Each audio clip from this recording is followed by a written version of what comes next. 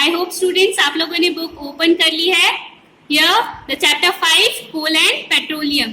अच्छा, इसमें हम लोग जो कोल के बारे में पढ़ने वाले हैं उसका एक इंट्रोडक्शन दिया है जिसमें लिखा है we use various materials for our basic need, some of them are found in nature and some have been made by human efforts. मतलब कुछ तो ऐसे मटेरियल्स है हमारे पास में जो कि हम बेसिकली यूज करते हैं बेसिक नीड्स के लिए, जो हमको नेचर के थ्रू मिल जाती है और कुछ ह्यूमन एफर्ट से हम लोगों को बनानी पड़ती है। तो कोल हम लोगों को नेचुरली मिलता है, वैसे ही पेट्रोलियम भी हमको नेचुरली मिलता है। अब इसमें हम पढ़ेंगे इन एक्सॉस्टिबल और exhaustible natural resources. So student, here you can see the first point which is inexhaustible natural resources. सबसे पहले तो इसका मीनिंग आपको पता होना चाहिए कि इन एक्सॉस्टिबल क्या होता है। तो स्टूडेंट्स, इन एक्सॉस्टिबल नेचुरल रिसोर्सेस वो होते हैं जिनको हम डेली पर्पस ऑफ लाइफ में यूज करते रहते हैं, बट फिर भी वो खत्म नहीं होता, वो चलता ही रहता है। जैसे कि सनलाइट एंड एयर हम लोगों को नेचुरली मिल रहा है और ये चलता ही रहेगा, ये खत्म नहीं होगा। और एक्सॉस्टिबल नेचुरल रिसोर्सेज क्या होते हैं स्टूडेंट्स? जैसे कि फॉरेस्ट, वाइल्ड लाइफ, मिनरल्स, कोल, पेट्रोलियम, नेचुरल गैसेस, ये हम लोगों को नेचुरली मिलता है, बट हम लोगों के ज्यादा यूज करने से ये क्या होता है, एक टाइम के लिए ये खत्म हो जाता है। जैसे आप लोगों ने देखा होगा नेचर से हम लोगों को चिंपैंजी और डायनासोर्स भी हमने सुने हैं कि ये हम लोगों के लाइफ में थे कभी, बट अब नहीं है। तो ये ऐसा ही है एक्सॉस्टिबल नेचुरल रिसोर्सेस कि जो फॉरेस्ट्स हैं, आज अपन देख सकते हैं कि हमारी जो बेसिक नीड्स है उनके चलते हम लोग फैक्ट्रीज डेवलप कर रहे हैं, मॉल्स डेवलप कर रहे हैं, जिनकी वजह से क्या हो रहा है, हम फॉरेस्ट को कट कर रहे हैं। तो अब ये फॉरेस्ट उतने नहीं रहे जितने पहले थे। सो एक टाइम पर ये नेचुरल रिसोर्सेज खत्म हो जाएंगे, इसीलिए इनको कहा है exhaustible natural resources. I hope students आप लोगों को इन दोनों का डिफरेंस समझ में आ गया है। So we will continue with our examples. So students, हम लोगों को ये एक एक्टिविटी 5.2 दे रखी है जिसको हम लोग स्कूल में परफॉर्म करके देखेंगे। एक्चुअली इसमें दिया हुआ ये है कि अगर हम लोग जो हमारे पास स्मॉल अमाउंट ऑफ कोई चीज है उसको हम ज्यादा से ज्यादा यूज करेंगे तो हमारी नेक्स्ट जनरेशन को वो नहीं मिल पाएगा। उसी के बेसिस पे ये एक्टिविटी दी है जो कि हम स्कूल में परफॉर्म करेंगे। Okay, and the fossil fuels हम किसको कहते हैं students? Again coal, petroleum and natural gases, जिसके बारे में इस पैराग्राफ में दिया हुआ है। Now come to the 5.1 which is coal. Coal कैसा होता है स्टूडेंट्स? कोल मतलब क्या होता है पहले ये बताइए। सबको पता है ना, कोल मतलब कोयला, जो कि काले रंग का होता है, हम लोगों ने देखा भी है, और ये एक हार्ड होता है, स्टोन टाइप का, और ब्लैक इन कलर होता है। Coal is one of the fuel used to cook food. पहले के जमाने में गैसेस नहीं होते थे तो कोल के ऊपर ही खाना बनाते थे, और it was use in railway engine to produce steam to run the engine. मतलब इंजन को चलाने के लिए पहले कोल यूज किया जाता था और उसी से हमारी ट्रेन्स चलती थी। Got it students? और अब तो हमारे पास थर्मल पावर प्लांट्स भी है जिसके अंदर सबसे ज्यादा कोल का यूज होता है। Coal is also used as a fuel in various industries students.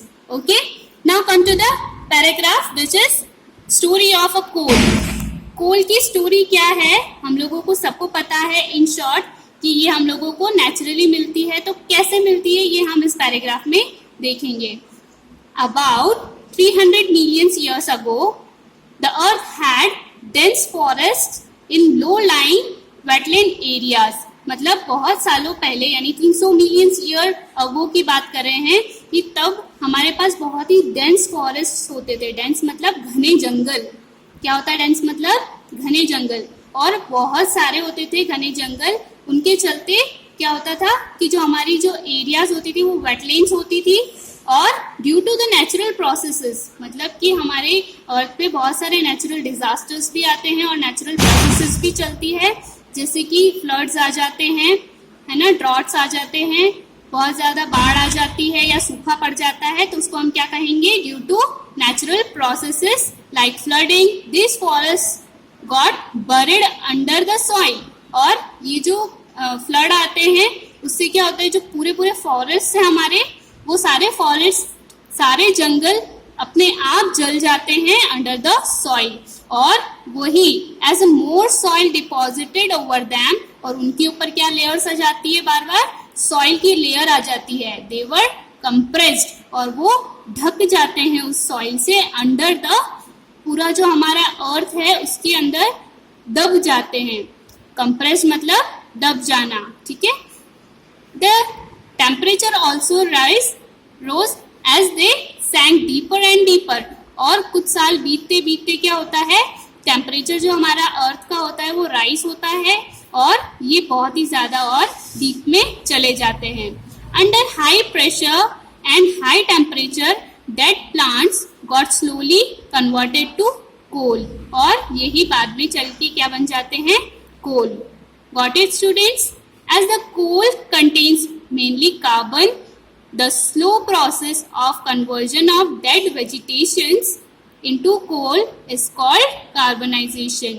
Carbonization क्या होता है इसमें बताया हुआ है कि बहुत सालों तक अंदर ही अंदर वो कोल डेवलप हो गया है, और उससे क्या होगा, as coal contains mainly carbon, मतलब कोल के अंदर ज्यादातर क्या होता है, कार्बन, तो उससे क्या बन जाता है, कार्बनाइजेशन। क्या हो जाता है उससे, कार्बनाइजेशन। आई होप आप लोगों को ये समझ में आ रहा है students.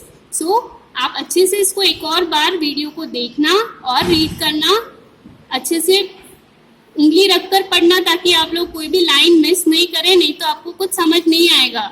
Okay students, so I hope यहाँ तक आपको अच्छे से समझ में आ गया है कि कन्वर्जन कैसे हो रहा है, कोल से कार्बनाइजेशन कैसे हो रहा है। So students, I hope carbonization आपको समझ में आ गया है। Now, since it was formed from the remains of vegetations, coal is also called as a fossil fuel। यानी कि और भी ज़्यादा ये जो हमारे वेजिटेशंस है, जैसे पेड़ वगैरह हैं, ये सब अपने आप जल के और फिर पानी के अंदर डीपर एंड डीपर चले जाते हैं, तो उससे क्या होता है, फॉसिल फ्यूल बन जाता है, और कोल को भी हम फॉसिल फ्यूल कहते हैं। नाउ टर्न द पेज, उसमें हम लोग देखेंगे कोल माइन कैसे दिखती है और आगे का हम डिस्कस करते हैं। सो स्टूडेंट, हियर यू कैन सी कि कोल माइन कैसा दिखता है। एक्चुअली यहाँ पर एक ट्रैक्टर है और यहाँ पे लैंड है जिसमें कि डिगिंग हो रही है, जिससे कि कोल पता चलता है कि यहाँ पे इतने एरिया में कोल की मात्रा ज्यादा है, इसीलिए हम यहाँ पर डिग करेंगे अर्थ को, और यहाँ से जो खदान है कोयले की, उसको उसमें से कोयला निकालेंगे। Okay, when heated in air coal burns and produces mainly carbon dioxide gas. जब हम कोयले को जलाते हैं तो कौन सी गैस निकलती है, carbon dioxide gas. Coal is processed in industries to get some useful product such as coke, coal tar and coal gas. ठीक है, हम लोग जब कोल को प्रोसेस करते हैं इंडस्ट्रीज में, तो हम लोगों को इसके बहुत सारे अलग अलग एलिमेंट्स और भी मिलते हैं, जिनसे हम और भी ज्यादा डिफरेंट चीजें बनाते हैं, जैसे कि coke, coal tar and coal gas. आगे हम पढ़ेंगे कि ये कोक क्या होता है।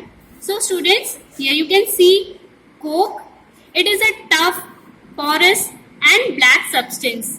ठीक है, ये एक बहुत ही tough, porous and black colour का सब्सटेंस होता है। It is an almost pure form of carbon.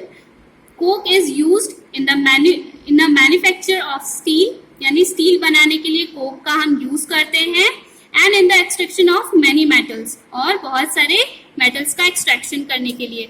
Students, अगर आपके घर में कोई टूटा हुआ स्पून है तो आप उसमें देख सकते हैं कि वो जहाँ से कट लगा हुआ होता है वहां से हल्का सा आपको ब्लैकिश दिखेगा, तो वो किसका फॉर्म होता है, कोक का। या फिर आपने अगर नोटिस किया है कभी, तो अचार में अगर हम स्टील का स्पून रख देते हैं कई सालों के लिए, तो कुछ टाइम के बाद में जो स्टील का वो जो चम्मच है, वो जो स्पून है, वो कैसा हो जाता है, ब्लैक लेयर आ जाती है। वो क्या शो करता है, कोक का एक एग्जाम्पल शो करता है। इसीलिए हम लोग ज्यादातर पिकल्स के अंदर प्लास्टिक का ही स्पून यूज करते हैं, ना कि स्टील का। Okay students, now coal tar. Coal tar क्या होता है? It is a black thick liquid which an unpleasing smell. It is a mixture of about 200 substances. Product obtained from coal tar are used starting material for manufacturing various substances used in our daily life and in industries. मतलब कि कोल टार हम लोग ज्यादातर कहाँ use करते हैं? जो कि वेरियस सब्सटेंसेस बनते हैं हमारे डेली रूटीन की चीजों में, उसमें हम इसको यूज करते हैं. जैसे कि आप देख सकते हैं कि जो पेंट होता है, जो वॉल पेंट होता है, उसमें क्या होता है? कोल टार मिक्स होता है. और फोटोग्राफिक मटेरियल्स भी होते हैं जो एक्सप्लोजिव होते हैं, परफ्यूम्स होते हैं, ड्रग्स होते हैं. और मेनली आपने ये देखा होगा कि जब हम रोड बनाते हैं तो उसमें जो ब्लैक कलर का ब्लैकिश फॉर्म का जो होता है वो कोल टार ही होता है स्टूडेंट्स. ओके,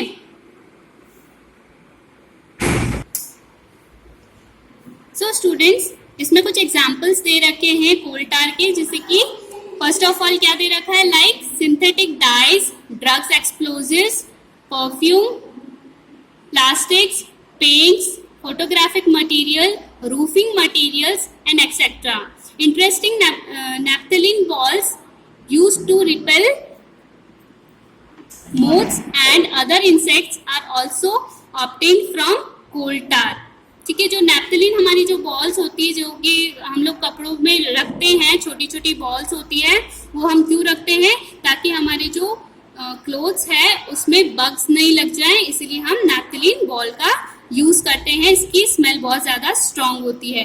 इसमें भी क्या अवेलेबल होता है स्टूडेंट्स? कोल टार का एक फॉर्म इसमें भी प्रेजेंट होता है. Now coal gas. Coal gas क्या होती है?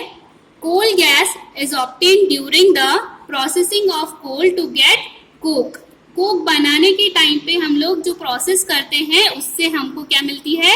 कोल गैस मिलती है. It is used as a fuel in many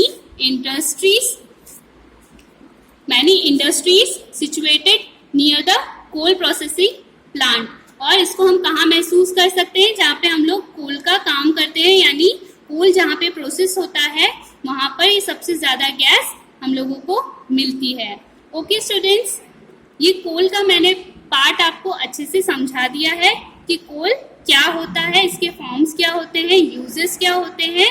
now हम लोग नेक्स्ट वीडियो में पेट्रोलियम पढ़ेंगे और उसके भी फॉर्म्स पढ़ेंगे. Okay students,